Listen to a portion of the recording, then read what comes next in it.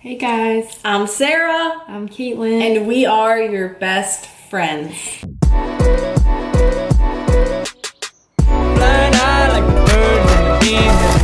Back again in the same outfits. That's because it's our sex series. That's right. We are so excited to have y'all back. Before we get into it, please subscribe, turn on the notification bell because there's still another video to come. And we are feeling like this is such a powerful mini video series. We believe that you're gonna learn a lot from it. Even if you don't know it, stuff is getting imparted. So we're loving this. That's right. So we talked about sex in high school. Now we're gonna talk about sex in college because things get different when you're on your own. Yeah. And you're older and you're out in the world. Yeah. It's a different experience. So and maybe you're not in college, but your college years, you know? So just understand what we're meaning. It doesn't mean that you have to be in college. Like maybe you didn't go to college, but like you're in that age range. Yeah, that's true. Or maybe you're in high school. Yeah. And you kind of want to look ahead to the future, see what it's looking like. You're going to get some I like good you. wisdom I like in here. you. Yeah. I feel like it would be really powerful if we did what we did last time, which is just be honest and share our personal experiences and thoughts, what we learned. So honestly, take the floor and tell us about some of your experience in college having to do with sex. I mentioned in the last video, like I made the decision to save myself for marriage. And in high school, I would say was kind of normal, but in college, every time I would tell someone this, like it was totally weird. And I've never been a person that really cares what people think, so it wasn't like hurting my feelings. It was just kind of funny. Like people would say things like, okay, like let's see how that lasts. Like literally someone would look me in the eyes and say that. Or they would say, oh, you're missing out. Yeah, or they'd say, I didn't get that one, but I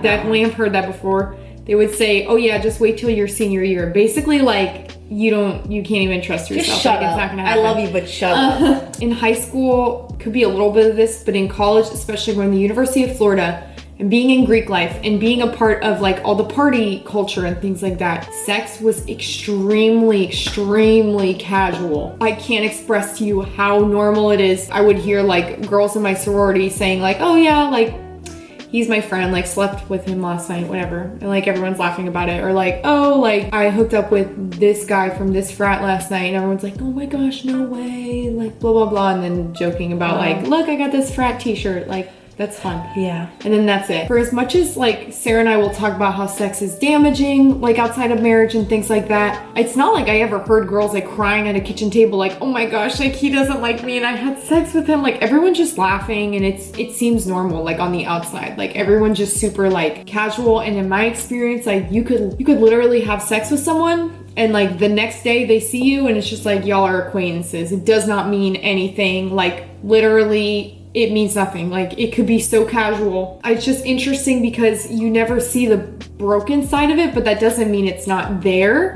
But that could also deceive you if you're in college into thinking like, well, maybe it's not that bad. Like maybe I should just like be a part of the hookup culture. Something I say a lot is like hookup culture is normal or is not normal. Really what I should be saying is like hookup culture is not worth it because hookup culture is technically normal when you go on a college campus. Like you will see it everywhere. It is very accepted. Like that is like dating culture, not as common depending on the school you go to. At my school, no. The last thing I'll say about my experience is like, once again, I talked about this in the last video, but once again, I felt like worried that I was missing out for not having sex because like all these girls had guy friends in these cool frats and they got invited to like do these cool like behind the scenes frat parties and things like that. And they would get all of that and I wanted that. But the problem is that like I had to be having sex with people kind of because that's how like literally everyone is like staying so connected. And once again, like I wanted a guy to like give me attention and like have this cute college like love story or something like that. But the irony is like if you have sex with someone, like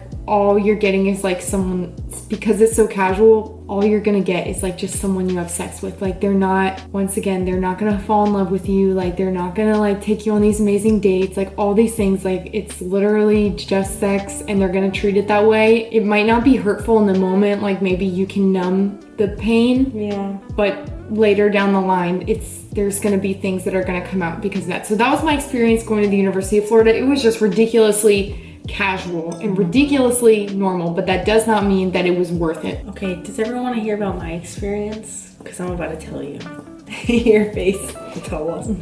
Okay, so I'm going to touch on like 3 or 4 things. I'm going to tell you beforehand just so that you can know and I can have an order in my brain. One, I'm gonna touch on like what I've learned about like more about believers and like if you're a Christian, how you can feel with all of this. If you're like not a believer in Jesus Christ, meaning you don't have a relationship with him, you don't believe in him, and you're just watching this to like learn, I'll touch on that. And then I want to touch on like pornography, masturbation, like anything to do with like pleasuring oneself. That means technically speaking you didn't have sex, you're not having sex, but maybe you fall into that kind of category.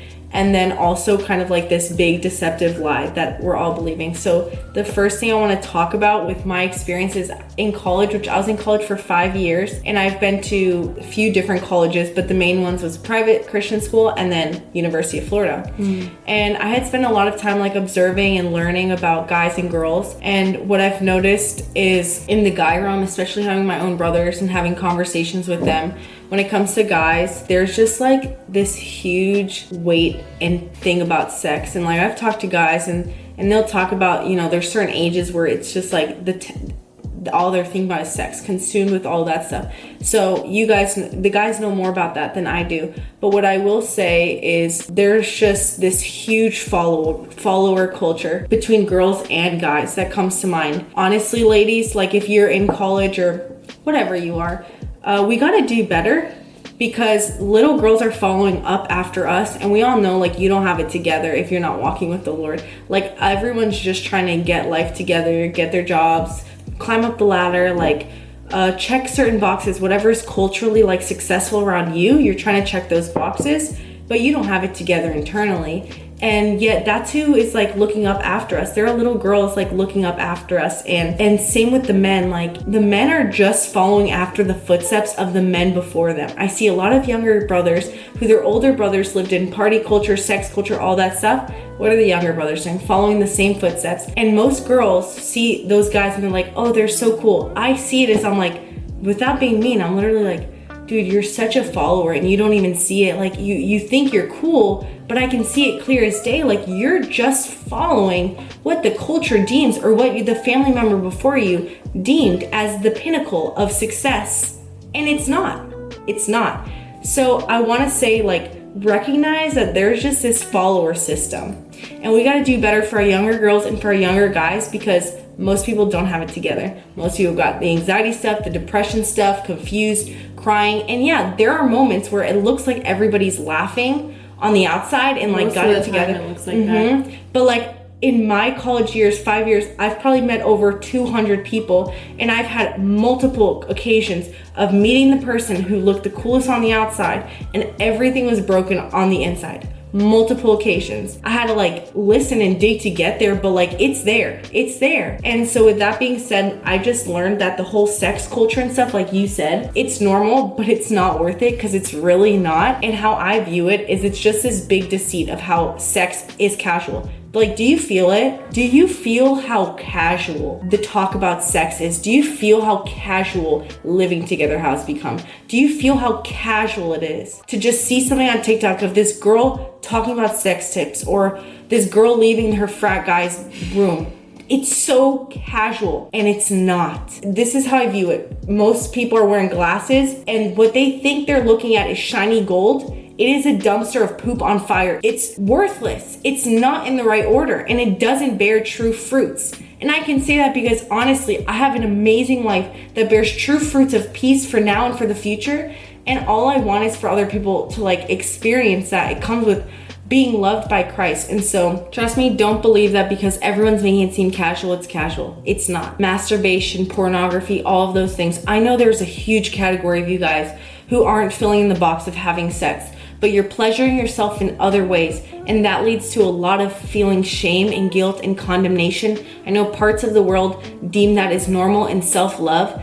No, there's a lot of guilt and condemnation that comes from it. So my believers out there who believe in Christ and are struggling with that, the key to becoming free is going to God desperately a lot every single day. And Holy Spirit's gonna say, come to him. And he loves you. He has not given us a spirit of fear. He doesn't hate you. He loves you. If you ever feel that urge to pray, it's him telling you he loves you. Like, talk to him. And then for non-believers who fall into that category, I don't know how you feel about self-pleasure and all that stuff, but what I find is you're more a slave to it than you are in control of it. And so I don't know about you, but I really wouldn't want to be a slave to anything outside of, first of all, my love to God, but I want to be in the driver's seat. So Jesus can free you as well if you're desiring to not be a slave to those things. Yeah, and we're talking about that when it comes to like unfiltered truth about sex in college, because that's super common among college women and college men. Huge.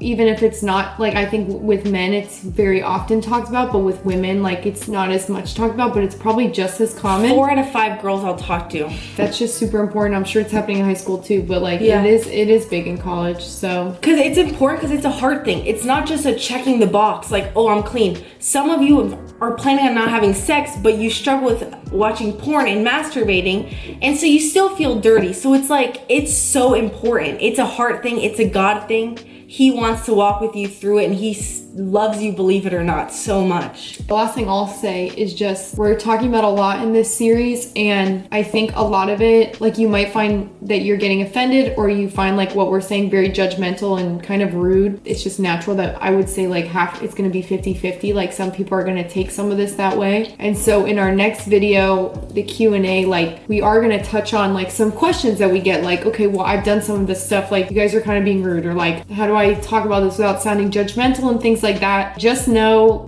we're not trying to hurt your feelings, but we're also going to give you some more truth and more grace that's going to help you. Yeah. Because we know we're talking to people that are walking through and doing these things, not people who live perfect lives. We're not trying to talk to a brick wall here. I'm trying to talk to you. So if you struggle with some of these things, if you're walking through some of these things, it's normal that you're feeling that way as we're talking about this, but there's a lot of grace and truth to come, and it's already here. We love you, and we just want you to see the truth. So don't think that we're coming at you or we think we're better than you, because we're definitely not. Like, we're definitely not. We just want you to have a good life. Yeah. Like, with real freedom. And I don't want people lying to themselves, thinking you know it all, but yet you struggle at the end of the day. Yeah. You know, be a little humble, be open. We love you. We're not here to hurt anybody. With that being said, y'all, we will see you in part 3, our Q&A. We can't wait for that one. Remember to click that notification bell thing so that you can get notified when the next one goes up. We love having you here. We love you so much, and we will see you in the next video.